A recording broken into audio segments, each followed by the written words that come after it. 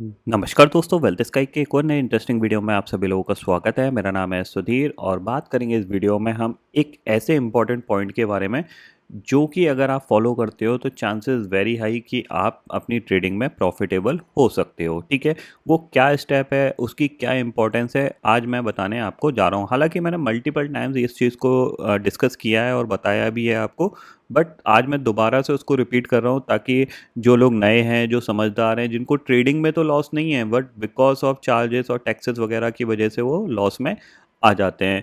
तो इस स्टेप को अगर आप फॉलो करते हो तो चांसेस वेरी हाई कि आप अपनी ट्रेडिंग में प्रॉफिटेबल आ सकते हो। और इसको मैं बाकायदा प्रूफ करके बताऊंगा आपको कि किस तरीके से इस स्टेप को मैं कई सालों से यूज़ कर रहा हूँ ताकि मैं अपने अकाउंट को प्रॉफिट में रख सकूं, लॉस में ना जा सके।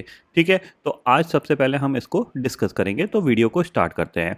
ठीक है, सबसे पहले हम एक स्क्रीनशॉट देखते हैं यहाँ पे, और ये स्क्रीनशॉट मेरे को एक पर्सन ने भेजा था। तो इसमें क्या है बेसिकली, अगर आप देखोगे तो 1/4/2026 से लेके 23/8/2026 यानी आज तक का यहाँ पे अगर देखा जाए इस फाइनेंशियल ईयर में इस पर्सन ने करीब करीब 1,93,000 का प्रॉफिट कमाया, जो कि आपका ग्रॉस पीएनएल है। ठीक है ना, यानी ट्रेडिंग में उसको ये प्रॉफिट हुआ है। बट नेट पीएनएल में ये करीब 25,722 रुपये माइनस है। ठीक है, यानी नेट पीएनएल उसका जो अकाउंट है आज के टाइम में 25,000 रुपये लॉस में। क्यों लॉस में? क्योंकि इस पर्सन ने करीब करीब 1,18,000 रुपये ब्रोकरेज दे दी।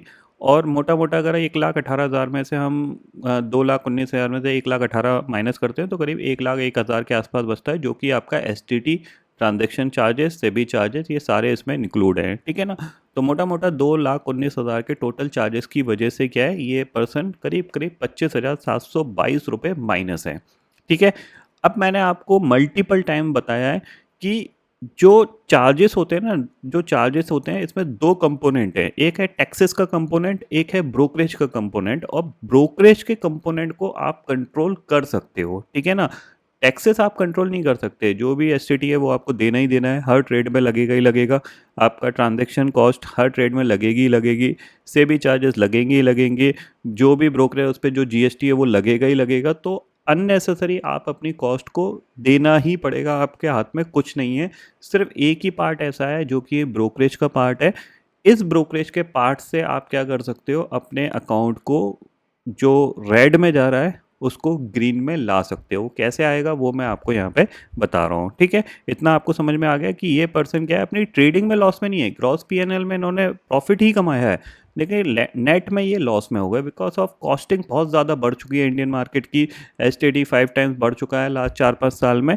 तो उसकी वजह से ज़्यादातर ट्रेडर्स लॉस में पहुंच जाते हैं। अगर आप सेबी की रिपोर्ट देखोगे तो करीब करीब 10 लाख ट्रेडर्स ऐसे हैं जो सिर्फ एसटीटी की वजह से लॉस में हैं। ठीक है ना, अगर आपने रिपोर्ट को देखा होगा तो उसमें आपको पता चलेगा, एक सेक्शन है उसमें आपको दिखेगा कि 10 लाख ट्रेडर्स ऐसे हैं जो प्रॉफिटेबल हैं, लेकिन एसटीटी इतना बढ़ गया जिसकी वजह से वो लॉस में चले गए। और प्लस 25 लाख ट्रेडर ऐसे थे जो एसटीटी और ब्रोकरेज की वजह से लॉस में चले गए हैं। ठीक है ना, तो इतना आप ध्यान में रखिएगा कि ये कोई चार्जेस बहुत छोटे मोटे चार्जेस नहीं है। अगर 2 लाख के पीएनएल में आपका 2,19,000 रुपये टोटल चार्जेस में ही चले गए तो फिर आपके हाथ में बचेगा कुछ नहीं। ठीक है ना, इसी तरीके से आपका अकाउंट नेगेटिव रहेगा और बढ़ता चला जाएगा। ठीक है, अब यहाँ पे मैं आपको एक चीज़ दिखाता हूँ। ठीक है, यहाँ पे ये मेरा स्टॉको का अकाउंट है और इसको मैं लॉगिन कर लेता हूँ। ठीक है ना, इसको एक बार लॉगिन कर लेता हूँ ताकि आपको मैं समझा सकूं कि मैं क्या चीज़ आपको समझाने की कोशिश कर रहा हूँ। ठीक है,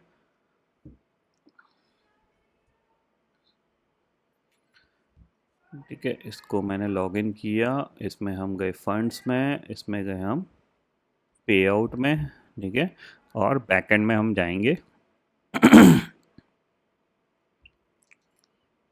अब हम जाते हैं इसमें रिपोर्ट्स में और हम देखते हैं डेरिवेटिव पीएनएल स्टेटमेंट, जो कि हमारा है 1/4/2026 से लेके 23/8/2026 तक का। ठीक है, और इसको हम शो करते हैं। ठीक है, तो 1/4/2026 से लेके 23/8, यानी जो स्टेटमेंट मैंने अभी आपको स्क्रीनशॉट में दिखाया वही स्टेटमेंट यहाँ पे मैं अपना खोल रहा हूँ, ठीक है, जो इस पर्टिकुलर अकाउंट में आप देख सकते हो, सुधीर कुमार यादव, ठीक है। अब आप इसमें देखो, इसके हम लोअर साइड पे चलते हैं, कितनी सारी ट्रेड्स हैं, ठीक है। अब आप देखो यहाँ पे दिखेगा टोटल ऑप्शन प्रीमियम, और करीब करीब आपको दिखेगा यहाँ पे जो टोटल जो प्रॉफिट है वो करीब 98,000 रुपीज़ का है, ठीक है।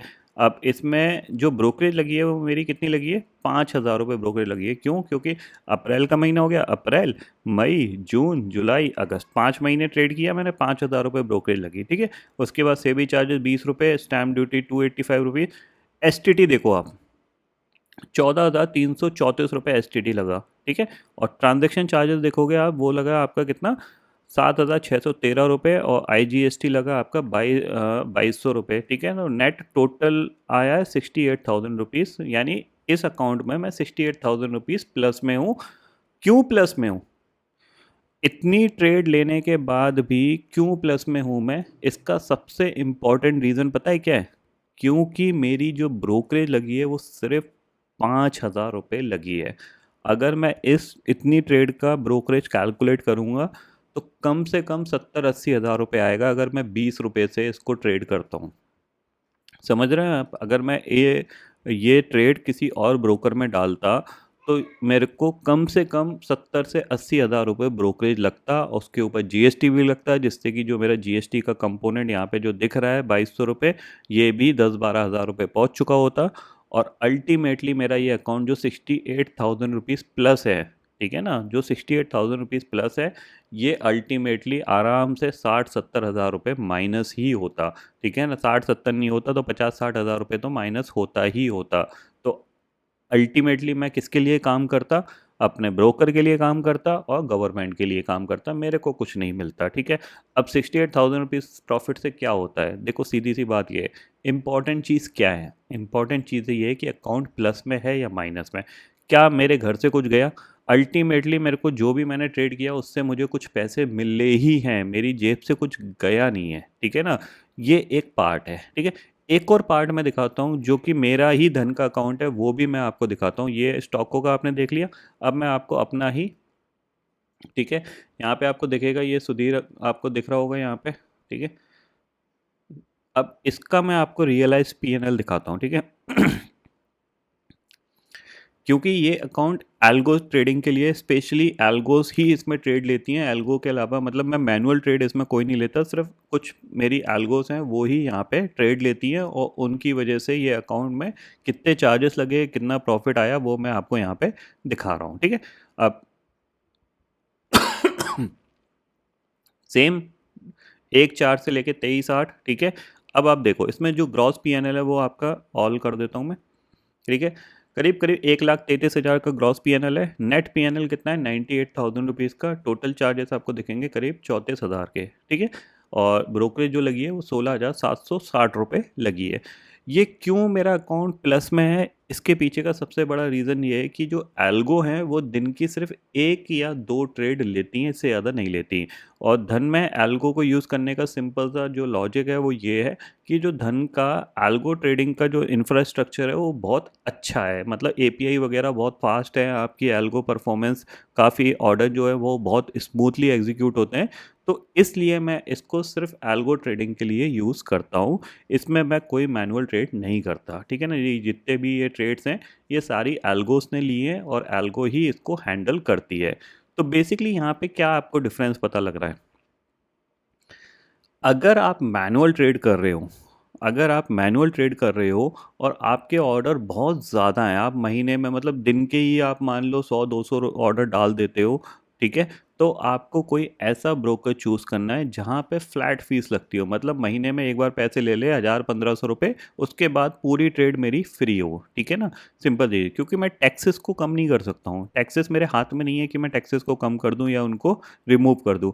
लेकिन ब्रोकरेज का कंपोनेंट मेरे हाथ में है, मैं ऐसा ब्रोकर चूज़ कर सकता हूँ जहाँ पे कि एक फ़्लैट फ़ीस मंथली लगे और उसके बाद की जो ट्रेडिंग है वो प्योरली फ्री रहे मेरी, उसमें कुछ फर्दर चार्जेस नहीं लगे। उसका एडवांटेज क्या होगा क्योंकि जो ब्रोकरेज होती है उस पे जीएसटी भी लगता है। तो क्या होगा, ब्रोकरेज एक बार लगी, उस पे जीएसटी लग गया, उसके बाद कोई ब्रोकरेज लगी नहीं रही है तो जीएसटी भी बच गया आज का आपका। तो एक काफ़ी हद तक एक अच्छी खासी कॉस्ट बच जाती है जो मैंने आपको अभी बताई है। तो आप तीनों स्क्रीनशॉट्स में आप समझ गए होंगे।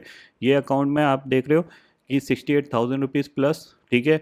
ये एल्गो का अकाउंट है जिसमें ऑलमोस्ट 1 लाख के आसपास प्लस, तो करीब करीब देखोगे तो 1,60,000 के आसपास टोटल प्लस है, ठीक है। लेकिन ये पर्सन क्यों माइनस में है? बिकॉज ऑफ चार्जेस की वजह से, ठीक है ना।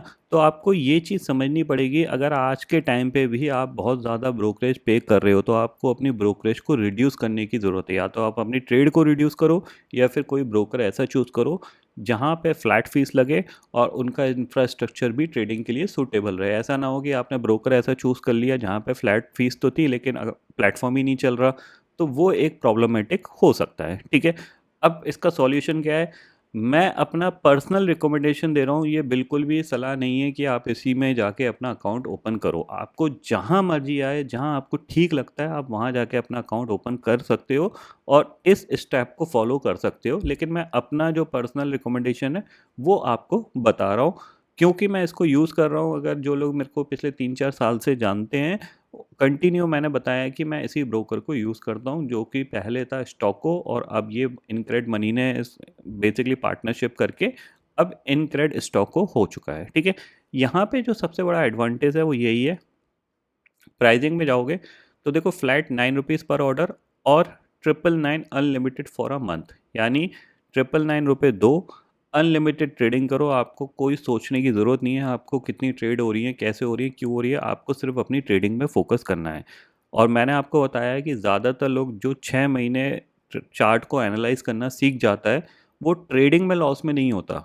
लॉस में वो इसलिए हो जाता है क्योंकि उसके चार्जेस और ब्रोकरेज इतनी ज़्यादा लग जाती है कि वो अननेसेसरी अपने अकाउंट को जो उसका ग्रीन होता है उसको रेड में पहुंचा देता है।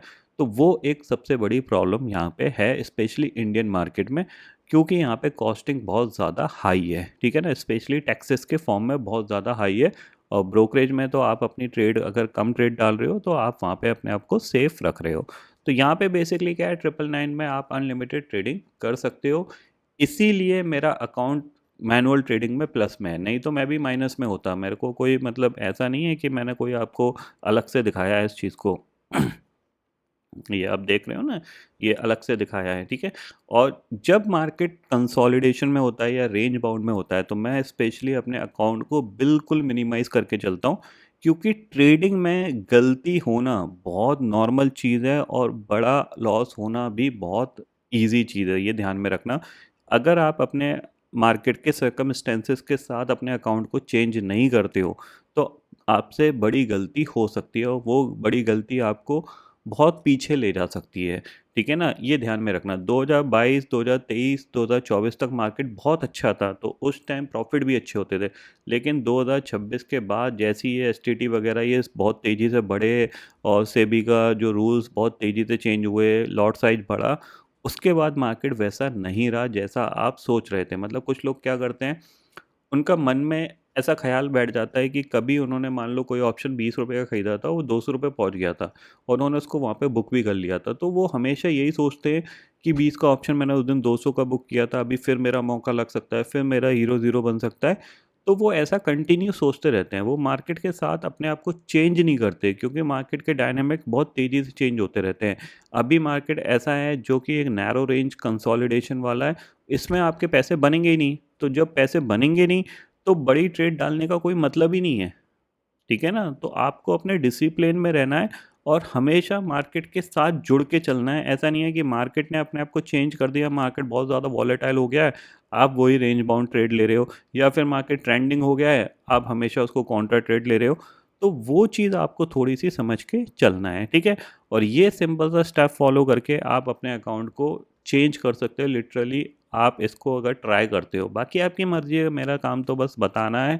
और आपको अगर इसको करना है तो आप इसको कर सकते हो। अगर आप चाहो तो इनक्रेड में अगर आपको अपना अकाउंट ओपन करना है, डिस्क्रिप्शन में लिंक भी दिया हुआ है, कोड आप यूज़ कर सकते हो PY118, और अगर आप वो कोड यूज़ करते हो तो आपकी अकाउंट ओपनिंग फ़ीस नहीं लगेगी। तो इस तरीके से आप यहाँ पे अकाउंट ओपन कर सकते हो।